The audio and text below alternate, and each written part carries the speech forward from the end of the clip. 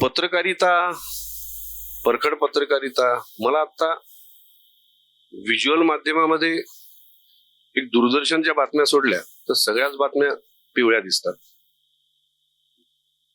पीत पत्रकारिता म्हणतात तशा अर्थी पिवळ्या म्हणतोय. कारण प्रत्येकाची अहममिका हीच असते की मी पहिल्यांदा हे दाखवलं आणि मी पहिल्यांदा हे केलं. सत्यासत्यता पडताळून घेणे. म्हणजे मला आठवतं की लहानपणी आम्ही जो तरुण भारत नागपुरात पाहिला किंवा गावकरी किंवा देशदूत हे पेपर पाहिले, त्यात एक बारीक चौकोन असायचा की या वृत्तपत्रात छापून आलेल्या सगळ्या गोष्टींची संपादक सहमत आहे, असं एक मॅन्डेटरी हे असायचं. ती जबाबदारी आजकाल कोणी घेतच नाही वृत्तपत्रवाला. छापून मोकळं व्हायचं, सत्यासत्यता नंतर बघू, नाहीच झालं ते तर मग माफी मागून टाकू, असं इतकं ते आहे. पण ते व्हिज्युअल मीडियामध्ये फारच झालंय.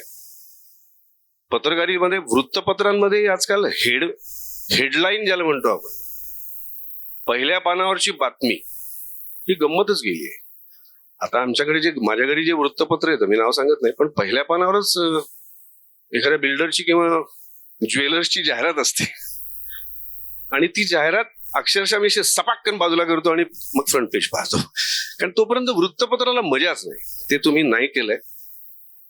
तुम्ही स्वतःहून मानिनी चॅनलसाठी काय मानिनी पानासाठी माझं पान काढा पण ते पान ठेवा वगैरे इतकं तुमचं अजून चाललंय. हे बघून ऐकून खूप बरं वाटलं. संपूर्ण व्हिडिओ पाहण्यासाठी ओनली मानिनी चॅनलला जरूर भेट द्या.